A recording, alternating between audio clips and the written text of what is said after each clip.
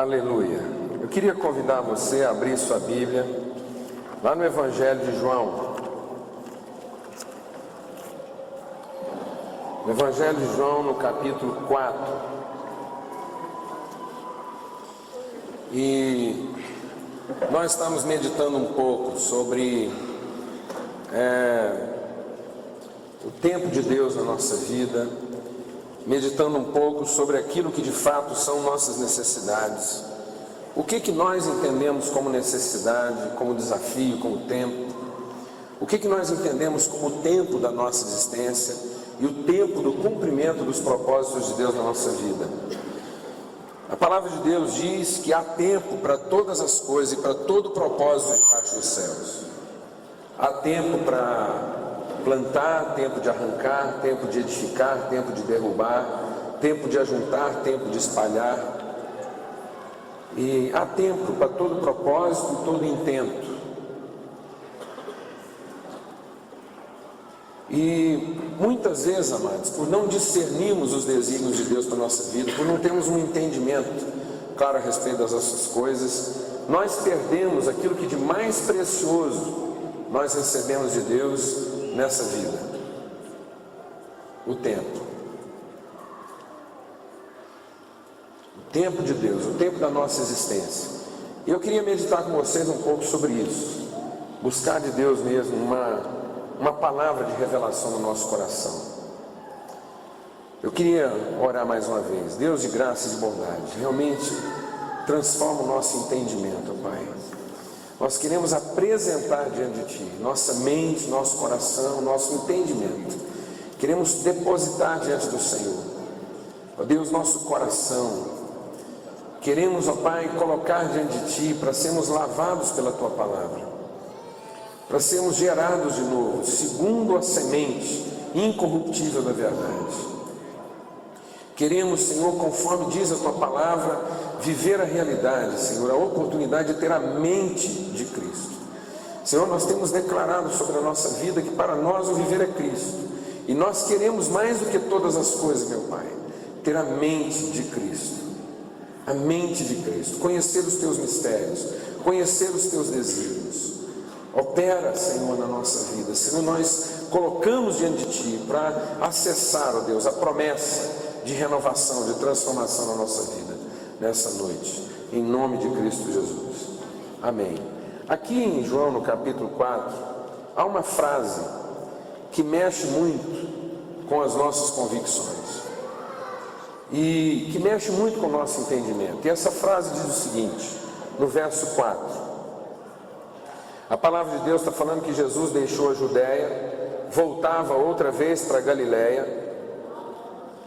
E então no verso 4 diz o seguinte: e era-lhe necessário passar por Samaria.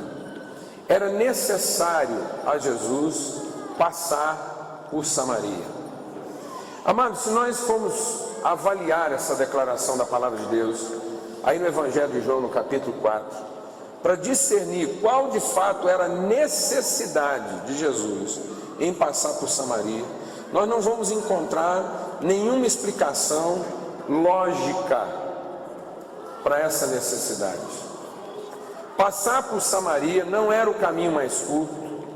Passar por Samaria não era o caminho mais conveniente. Passar por Samaria não era o caminho mais seguro. Quando a palavra de Deus diz que Jesus tinha necessidade de passar por Samaria, esse certamente não era o caminho melhor a ser percorrido do ponto de vista da nossa coerência. E é aqui que Deus começa a desafiar o nosso entendimento. Porque muitas vezes, por não compreendermos o desígnio de Deus para a nossa vida, nós nos aprisionamos, nós nos deixamos vencer pela nossa lógica, pela nossa coerência. E muitas vezes nós achamos que estamos vivendo melhor essa vida, simplesmente porque optamos pelo caminho mais curto, optamos pelo caminho mais cômodo, optamos pelo caminho mais seguro, optamos pelo caminho mais conveniente.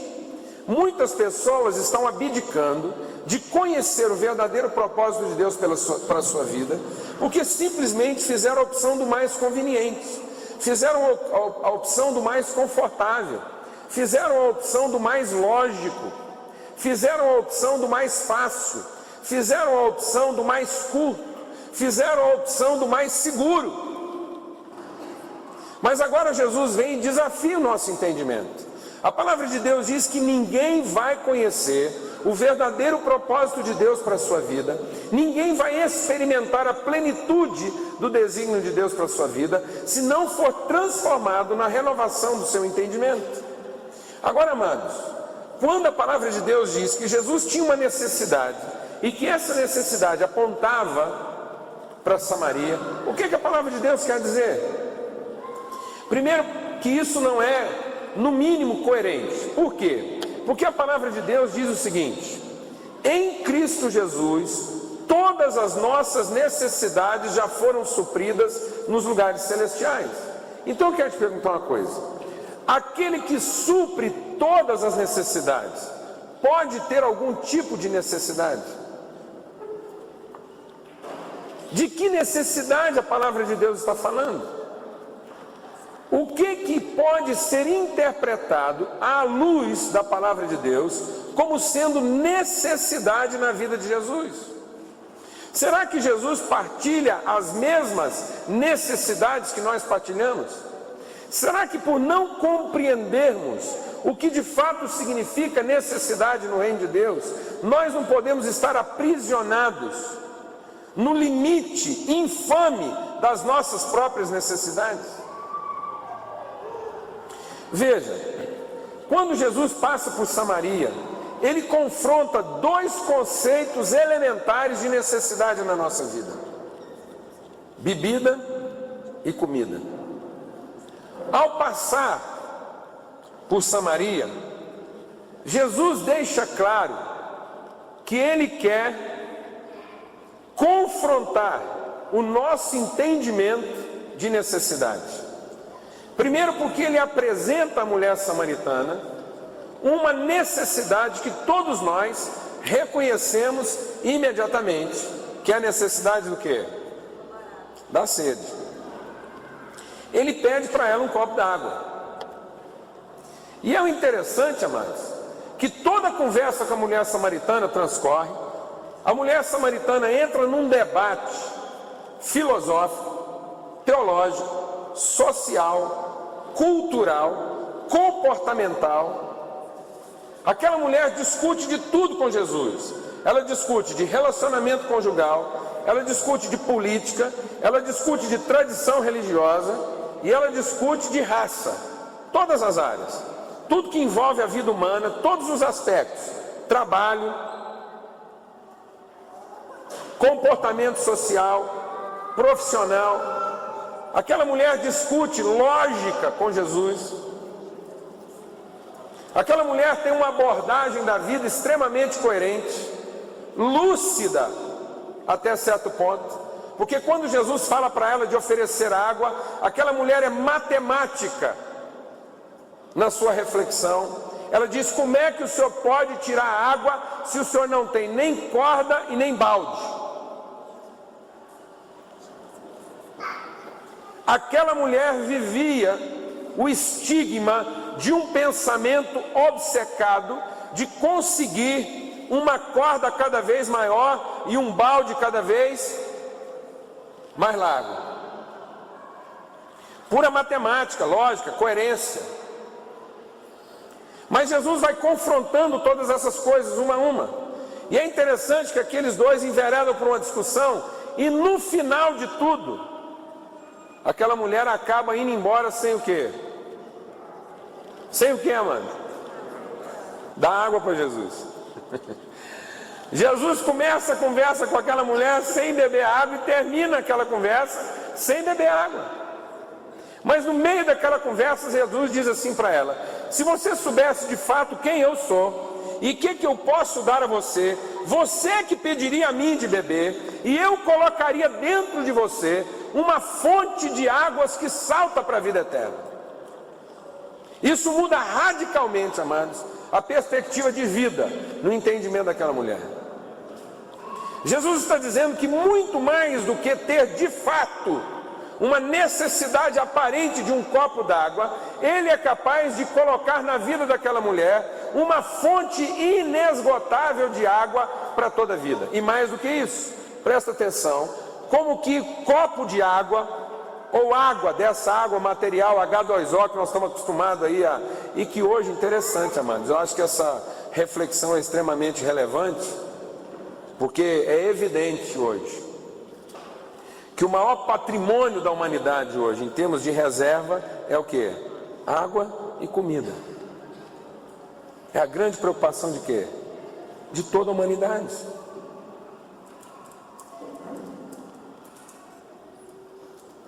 Impérios estão maquinando como dominar, influenciar, possuir, controlar outras nações para serem o quê?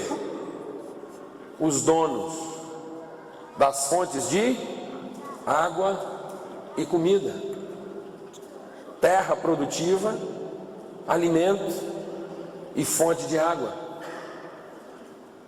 Deixa o Espírito de Deus ministrar o seu coração. E Jesus então diz o seguinte, Ele diz: eu posso fazer de você uma fonte de águas. E mais, Jesus diz assim, amados: quem beber de mim jamais voltará a ter sede. Depois é interessante que no final desse encontro com a mulher samaritana, chegam os discípulos apavorados, falando de quê? Falando de quê, amados? Comida.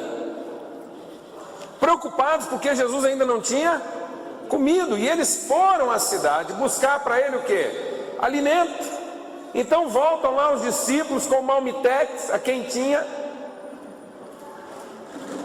Foram buscar uma marmita para Jesus, trouxeram lá quentinha, um pão caprichado, né? Um arroz, um feijão, um bife, um ovo frito em cima, né? Um 730 do lado. Quem não sabe o que é 730? É tomate e alface. Você não sabe por que é 730? Os caminhoneiros que chamam tomate e alface 730, porque come todo dia, 2 vezes por dia, são 365 dias no ano, 730 vezes, alface e tomate. Então trouxeram lá uns 730 para Jesus, preocupado porque não tinha comida ainda, e se surpreendem com o fato de quê? De que Jesus não aparentava fome, e ele diz: eu já comi, eu tenho comido todo esse tempo, porque a minha comida consiste em fazer a vontade do meu Pai. Amados, então quando Jesus está falando de necessidade relacionado à sua vida, do que é que Jesus está falando? Vamos deixar o Espírito de Deus ministrar o nosso coração, porque é justamente por não entendermos o reino de Deus e a nossa própria vida nessa perspectiva, que nós estamos aprisionados em nós mesmos e limitados pelas nossas carências. Quando Jesus, aquele que é provedor de toda suficiência, aquele que é provedor de toda bênção, quando Jesus, aquele em quem todas as nossas necessidades já estão supridas, aquele que é a fonte da água viva, aquele que é o pão vivo que desceu do céu, aquele que nos supre e nos alimenta, de modo que quem bebe e come de Jesus nunca mais voltará a ter fome ou sede. Quando Jesus está falando de necessidade, Ele não está se referindo à carência, à falta, à privação. Então Jesus nunca raciocina na forma da carência. Jesus nunca fez coisa alguma movido pela necessidade própria de suprir uma deficiência sua. Jesus, quando fala de necessidade, não fala daquilo que lhe falta. Jesus, quando fala de necessidade, não fala daquilo que ele não tem. Vamos deixar o Espírito de Deus ministrar o nosso coração. A quase totalidade, se não a totalidade, dos projetos na vida daqueles que não conhecem a Cristo estão sendo regidos pelo seu senso de carência. As pessoas fazem as coisas movidas pela necessidade de compensar aquilo que lhes falta. Muitas pessoas se ligaram umas às outras, muitas pessoas procuram relacionamentos, desenvolvem projetos, buscam perspectivas, estabelecem alvos, movidas pelo interesse e o desejo de suprirem suas carências. Então essas pessoas, quando vão a algum lugar, vão movidas pelo senso de recompensa, de restituição, porque estão movidos pela necessidade de suprir aquilo que lhes falta. Mas quando Jesus está falando de necessidade, Ele está falando da sua inteira e absoluta convicção daquilo que o Pai já disponibilizou a Ele. Quando Jesus fala de necessidade, Ele fala da oportunidade de realizar no tempo os projetos de Deus estabelecidos para Ele desde a eternidade. Deixa o Espírito de Deus ministrar o seu coração, amado. Quando Jesus está falando de necessidade, Ele não está falando de carência nem de falta. Quando Jesus está falando de necessidade, Ele está falando de tempo e oportunidade. Jesus tem a necessidade de passar por Samaria, porque aquele é um momento único em que se oportuniza o projeto de Deus na sua vida.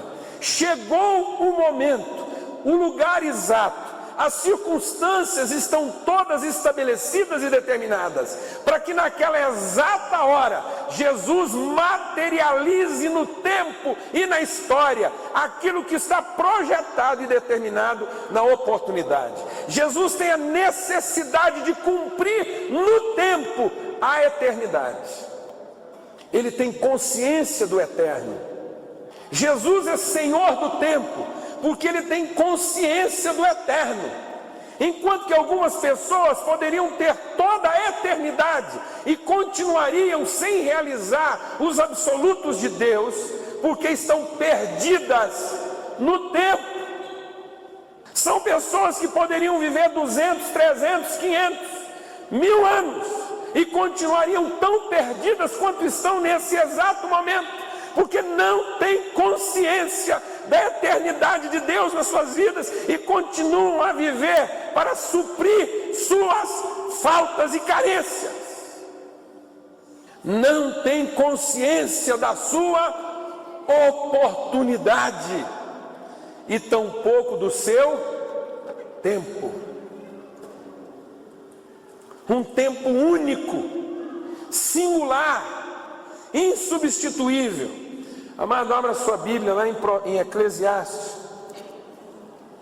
no capítulo 9. E a palavra de Deus diz assim, verso 10: tudo o que te vier à mão para fazer, faze-o conforme as tuas forças. Pois na sepultura, para onde você vai,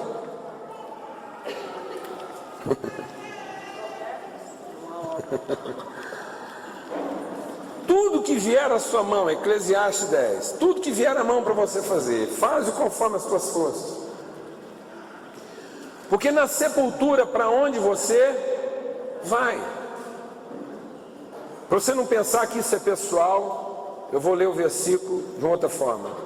Para a sepultura, para onde nós vamos, que eu estou falando aqui, para a sepultura para onde você vai, você já achou que isso era pessoal e não é. Então, para a sepultura para onde nós vamos, não há obra. Não há obra. O Jô Soares essa semana estava falando a respeito de reportagens esdrúxulas que aparecem às vezes nos jornais e nas revistas, que escapam lá à observação dos editores. Então ele falou de uma reportagem que dizia assim: quando a polícia chegou, o cadáver encontrava-se completamente imóvel.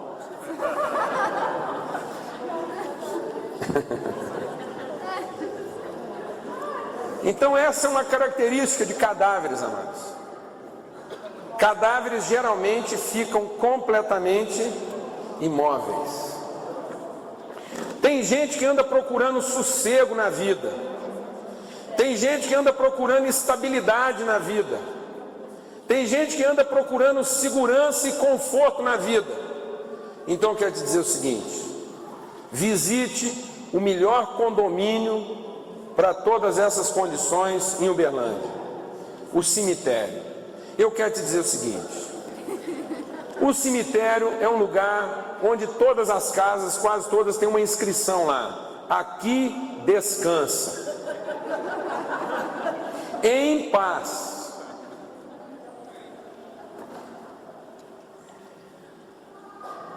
Olha, amados, você não vai num cemitério e vê lá defunto mudando de sepultura, estressado, com a alta do dólar, conta de luz, nada disso.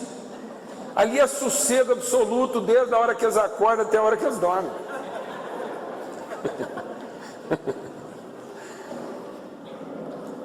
Então a palavra de Deus está dizendo que lá na sepultura, para onde todo mundo vai, não há obra, nem projetos. Diga comigo, nem projetos. Amado, como é que uma pessoa pode viver sem projeto? Quem não tem projetos não vive, está morto. Quem não almeja uma obra, uma realização, não vive, está morto. Quem não entende a oportunidade de materializar no tempo aquilo que Deus disponibilizou na eternidade, está morto. Está morto. Aquele que vive para proteger a sua própria vida, aquele que vive para guardar seus interesses, não vive, está morto. Está passando pela vida. E aí diz assim: não existe conhecimento, não existe sabedoria. Mas eu vi outra coisa debaixo dos céus, do sol. Não é dos ligeiros o prêmio, nem dos valentes a vitória, nem tampouco dos sábios o pão, nem ainda dos prudentes a riqueza, nem dos entendidos o favor. Mas o tempo e a oportunidade são para todos. Amado, sabe o que faz diferença na vida?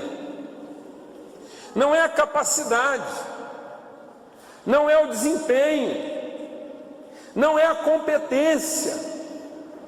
Existem muitas pessoas capazes sendo injustiçadas. Existem muitas pessoas cheias de conhecimento sendo desprezadas. O mundo é um mundo de injustiças, de desigualdades, de perseguições, de corrupção, de engano. Por isso que tem muita gente ferida, magoada, emburrada lá no seu canto e dizendo o seguinte: o fulano lá tem menos capacidade do que eu, ele não merecia estar lá, eu que tinha que estar no lugar dele. Eu sei fazer melhor, eu sei andar mais rápido, eu sou mais competente.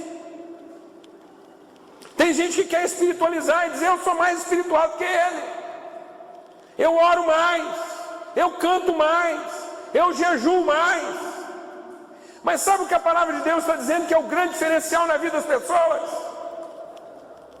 O que diferencia as pessoas de projeto, de realização, de empreendimento, são as pessoas que têm senso de oportunidade e tempo.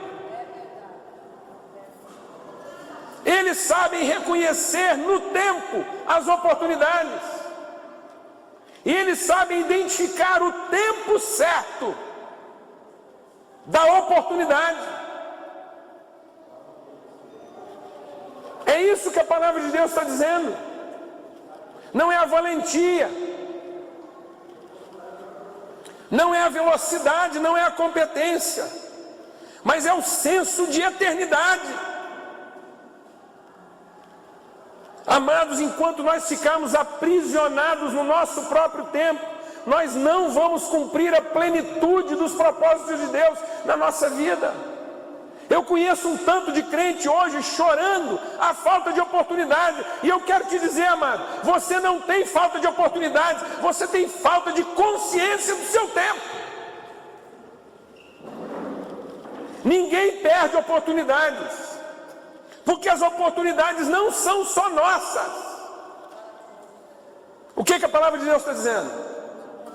As oportunidades são para todos. A oportunidade que você perdeu continua lá, para outro.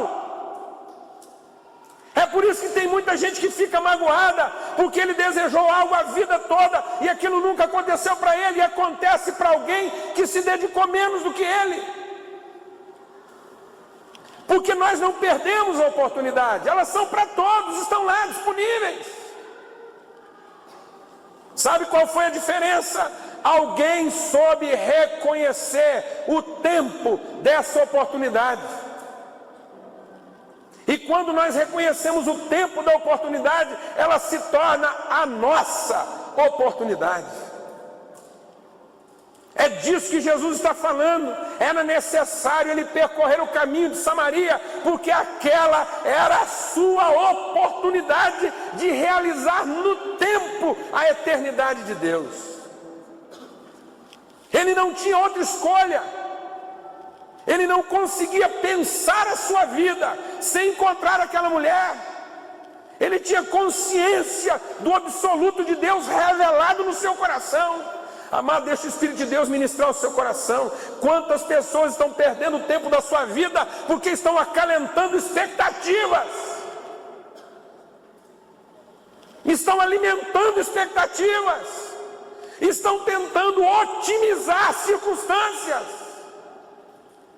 estão esperando pela condição favorável, estão esperando que alguém faça por eles. Pessoas que estão perdendo o tempo da sua vida porque insistem em orar, esperando que Deus vai fazer alguma coisa que Ele já não tenha feito. Amado, para de orar para converter o coração de Deus. Se tem um coração convertido nesse tempo, é o coração de Deus. Eu ouvi um missionário falar há 15 dias atrás. Esse homem veio para o Brasil para plantar mesquitas muçulmanas. Ele era um agente muçulmano, ele era uma pessoa engajada no projeto muçulmano. Ele veio para o Brasil para plantar mesquitas. Se converteu através do testemunho de uma criança. Pagou $200 para um menino de 10 anos pregar o evangelho para ele. Como bom árabe, ele começou oferecendo 50. O menino não interessou muito. Foi, então te dou $100. Você explicar para mim de onde vem essa paz. Porque com tudo que eu sei na minha vida, eu não conheço paz. E eu vejo paz na vida de vocês. Ele ofereceu 50, $100, 150. Eu louvo a Deus pela vida desse menino.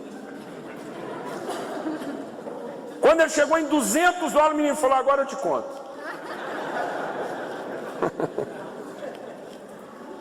Eles ficaram 5 horas conversando sobre a paz que Jesus dá.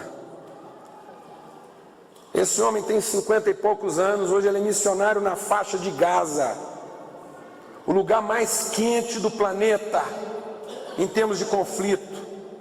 Ele está plantando igrejas ali, levando pessoas a Jesus. E sabe o que ele diz para nós? Não orem pelo meu sustento. Não percam seu tempo pedindo para Deus me sustentar, porque disso Ele já sabe antes de eu me converter. Deus tem compromisso com o meu sustento. orem pela minha fidelidade.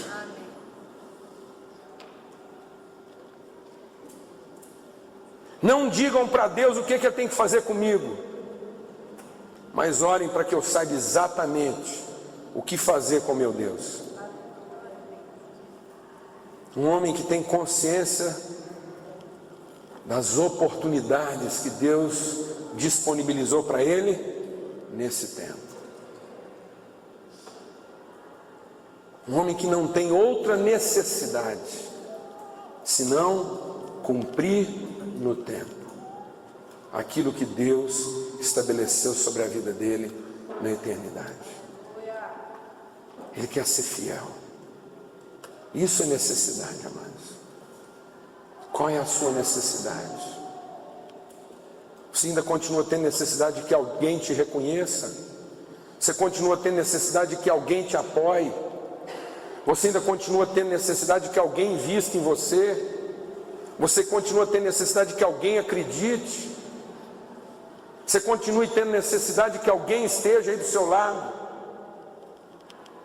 Você continua tendo necessidade de uma condição melhor? Você continua tendo necessidade de que seus filhos estarão seguros? Você ainda continua tendo necessidade de saber que tudo vai dar certo? Que essa história vai ter um final feliz? Você ainda continua decidindo sobre a sua profissão, o seu trabalho, seus projetos de vida, suas realizações, com base naquilo que você quer garantir no futuro ou com base naquilo que você quer revelar no presente?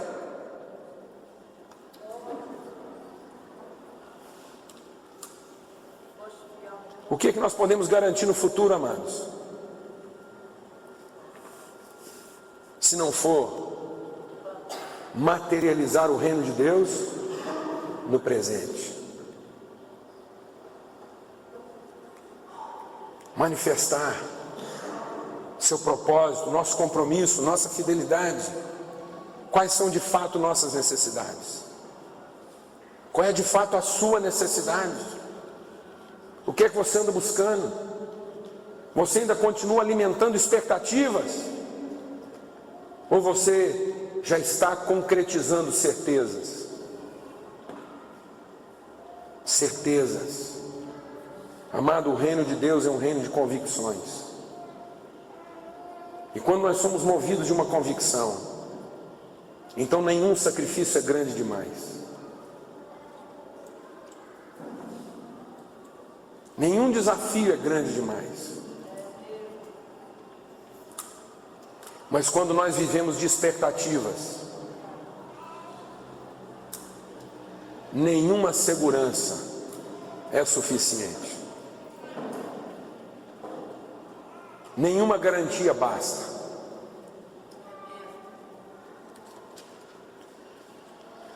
Amada, a palavra de Deus diz aqui em Eclesiastes, no capítulo 11, verso 4.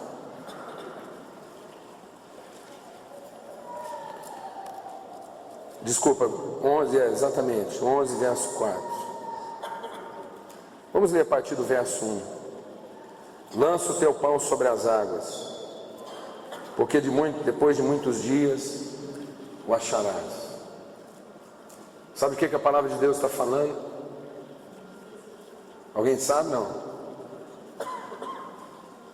De risco. Risco. Sabe por que muitas pessoas não conseguem ver a plenitude do reino de Deus na vida delas? Porque não querem correr riscos. Você sabe por que você muitas vezes vê gente menos competente do que você andando na sua frente? Porque com muito menos fé do que você e muito menos conhecimento do reino de Deus do que você, correram riscos.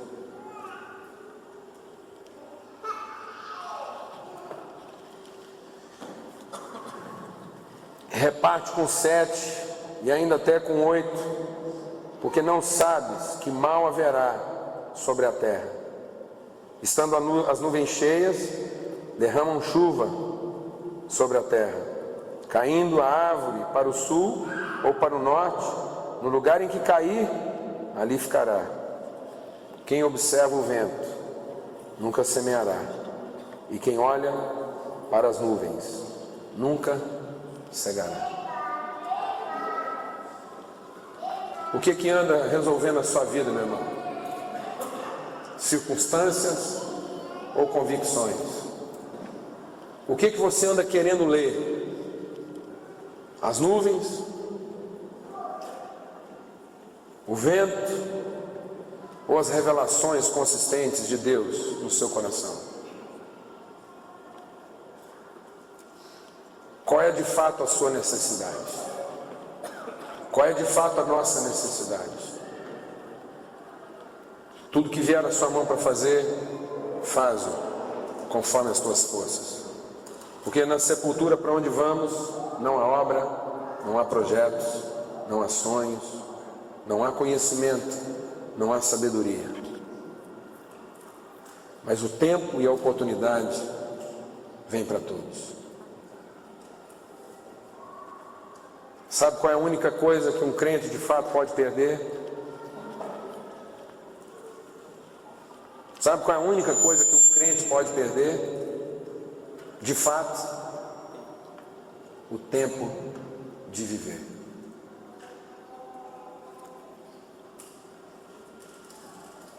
O tempo de viver. Enquanto muitos estão esperando o céu, estão perdendo o seu tempo de viver na terra. E de realizar aqui e agora os projetos que Deus desenhou para a sua vida na eternidade. Os projetos que Deus desenhou para você na eternidade. Eu queria ter uma palavra de oração agora. Eu tenho orado por essa palavra, especialmente para os nossos jovens. Especialmente para os nossos jovens. Amado, muitas vezes a gente chega num tempo da nossa vida e aquela oportunidade continua lá. E sabe por que ela nos incomoda? Porque nós imaginamos que ela é uma oportunidade perdida. Mas se ela fosse de fato uma oportunidade perdida, ela não nos incomodaria. Sabe por que aquela oportunidade está lá e nos incomoda? Porque ela não está perdida, ela continua lá. Nós só não temos mais o que? Tempo para vivê-la. Sabe o que de fato nos incomoda no fim da nossa vida? Não são as oportunidades. É a falta de tempo para viver as oportunidades de que temos consciência. Por isso a palavra de Deus diz que nós devemos viver remindo o tempo. Remindo o tempo. Porque esses dias são maus. Nós vivemos em dias muito maus. Então eu quero desafiar você nessa noite a resgatar, a buscar em Deus com lágrimas o tempo da sua vida. Se você ainda não chorou pelo tempo da sua existência, eu quero desafiar você a chorar. Chore pelo tempo da sua vida. Porque às vezes você está chorando a falta de oportunidades. Às vezes você está chorando a falta de bens. Às vezes você está chorando a falta de recursos. Então eu quero desafiar você a ir para casa hoje e chorar. Chorar o tempo da sua vida. E dizer: Deus, me dê consciência do meu tempo. Me dê consciência da minha hora. Para que eu saiba exatamente onde é necessário que eu passe. Não para suprir uma falta, uma carência, uma deficiência. Mas onde é necessário que eu passe. Para materializar, manifestar, revelar aquilo que o Senhor já disponibilizou para mim na eternidade. Amado, eu disse uma coisa aqui outro dia, eu quero repetir. A palavra de Deus diz que todos os mistérios de Deus já foram revelados a nós pelo Espírito Santo. Todos já foram revelados a nós pelo Espírito Santo. Mesmo os segredos mais profundos de Deus não estão mais ocultos, mas o Espírito Santo nos revelou, diz a palavra de Deus. E sabe o que a palavra de Deus diz mais? Diz que nós temos a mente de Cristo. E aí eu entendi uma coisa muito forte, amados. Eu entendi o seguinte: que Deus não está oculto de nós, mas Deus agora está oculto em nós. As coisas de Deus, amados, já foram todas reveladas a você, mas ainda não foram manifestas através de você. E eu e você temos um tempo para manifestar essas coisas. Ninguém poderá dizer a Deus que não teve a oportunidade, porque mesmo os mistérios mais profundos de Deus já estão revelados em você, para agora serem manifestos através de você. Por isso era necessário a Jesus passar por Samaria, porque ele sabia que aquele era o lugar, aquela era a hora e a oportunidade de manifestar os ocultos de Deus. Vamos ter uma palavra de oração. Eu queria convidar você a orar mesmo, com toda a força do seu coração. A palavra de Deus diz que o homem e a mulher de Deus, mesmo sendo velho, darão ainda frutos. As oportunidades não cessam, mas nós precisamos conhecer esse tempo. Vamos ter uma palavra de oração. Fale com Deus aí agora. Oh Deus. Oh Deus.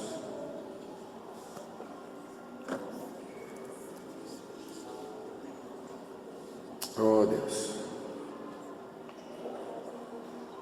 Oh Deus, a tua palavra diz que o homem que teme ao Senhor não se embaraça nessa vida, mas vive uma vida desembaraçada, objetiva, clara, materializando no tempo as oportunidades. Deus, eu quero clamar pela minha vida, a vida da minha casa. O Senhor tem dado tanto a nós, ó Deus, mas ainda há tanto para ser manifesto. Tanto, Senhor. E às vezes por coisas tão pequenas, tão passageiras, nós recusamos a oportunidade de revelar no tempo os teus propósitos. Trocamos, negociamos.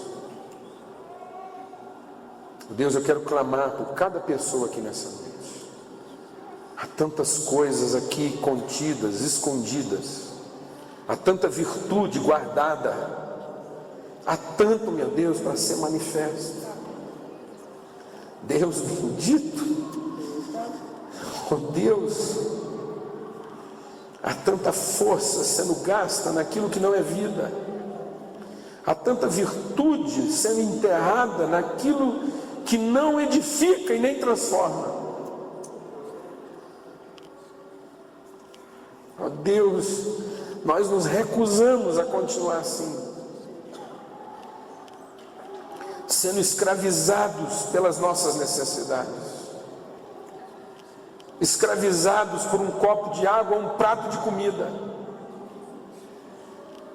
Senhor, nós queremos conhecer o reino do Senhor e buscar, ó Deus, o controle do Senhor sobre a nossa vida e viver uma vida sem medo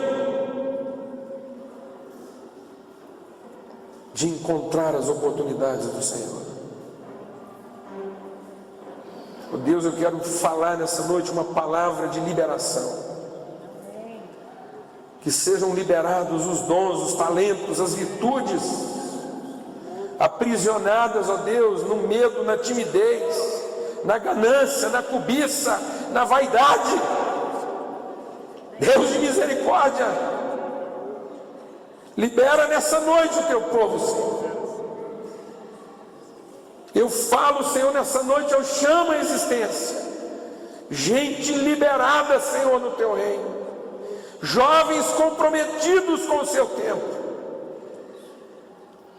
Em nome de Cristo Jesus, eu quero chamar nessa noite, Senhor, aqueles que vão remir o tempo, entendendo que há um novo tempo sobre as suas vidas, que o Senhor trouxe sobre nós em Cristo Jesus novos horizontes e novas possibilidades, Senhor.